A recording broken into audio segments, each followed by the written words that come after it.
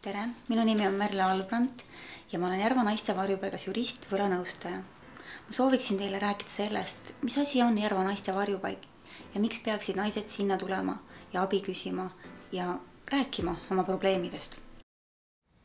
System. Nu kom.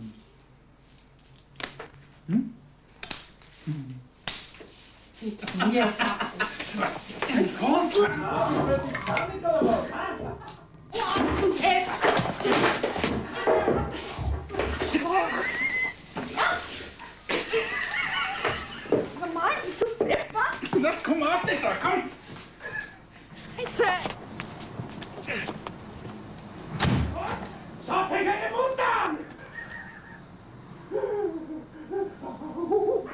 Naiste varjupaik tegelevad naistega, kes on sattunud naistevastase vägivalla ohvriks. See tähendab perevägivalla ohver kui ka üldine naistevastase vägivalla ohver.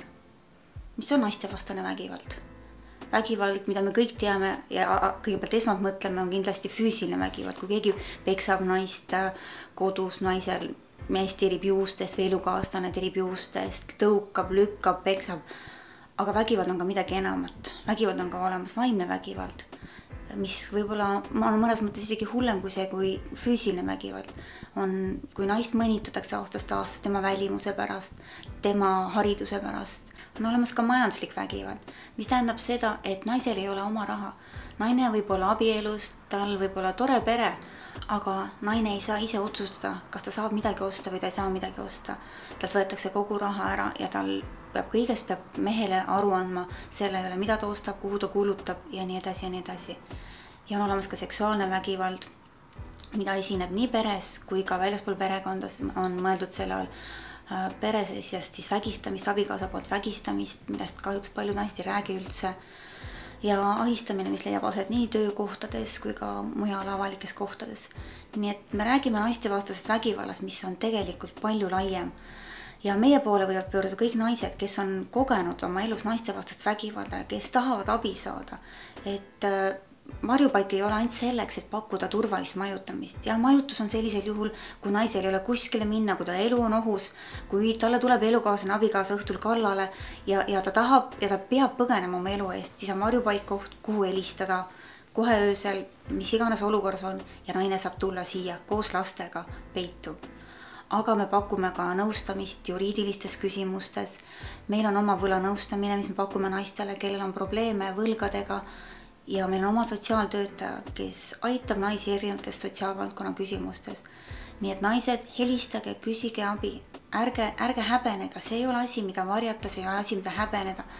Paljud naised kannatavad Eestis naistevastase vägivalla ja perevägivalla all.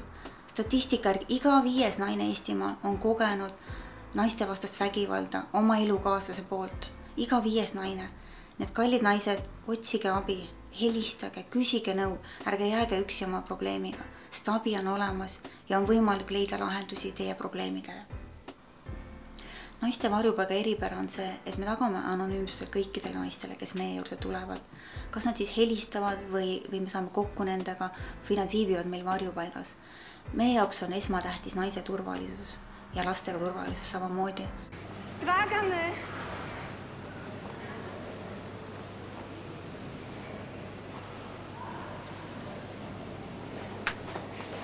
Tako na meni isto sramotila pred svim tim ljudima. Koliko je jedna?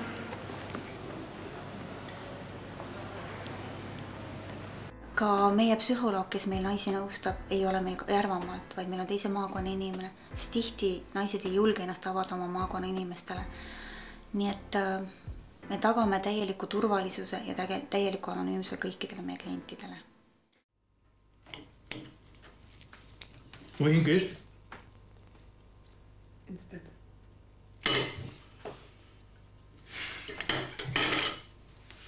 So. Iss. Iss! Ich hab keinen Hunger. Was? Deine Launen, das brauche ich nicht. Du machst mich wahnsinnig.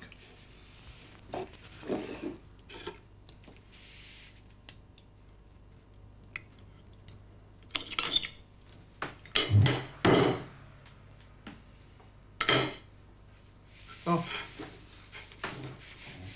Iss. Solange es noch warm ist.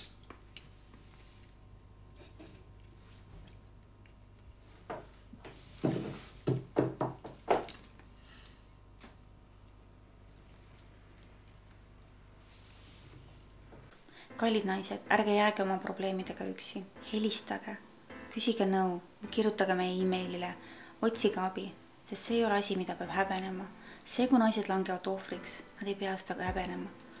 Otsige abi ja me tahame teid aidata, sest vägivald peab lõppema. Sest teie ja teie laste elud on väga kallid ja hinnalised.